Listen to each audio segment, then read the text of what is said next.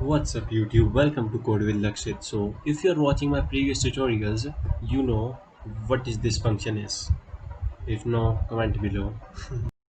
Hey myself Betty, I'm Lakshit's assistant. I make sure that his videos are helpful to you. Please tell me your video experience in the comment box so that I can tell Lakshit to improve his videos. And I'll keep your extra care if you subscribe to his channel and also press the bell icon. I and Lakshit will really appreciate it if you complete this 10-second task. Thank you. So we write this line. What does this mean is if type of marks type is equals to dictionary, if marks are equals to dictionary, then this line of block will run. If else, this line of code will run.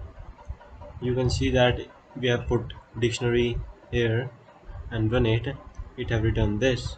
If we put this here, it will return this. So what we can do is to write it in more impressive way is simply put a keyword is instance parentheses marks comma dictionary. This is a keyword for dictionary. Then if we try to run it, what the error is. Sorry guys, I forgot to put this semicolon. Not semicolon, it's a colon. Still error. So it is just a saving error. I forgot to put control plus S. Now if you run it, we will get the average of these marks.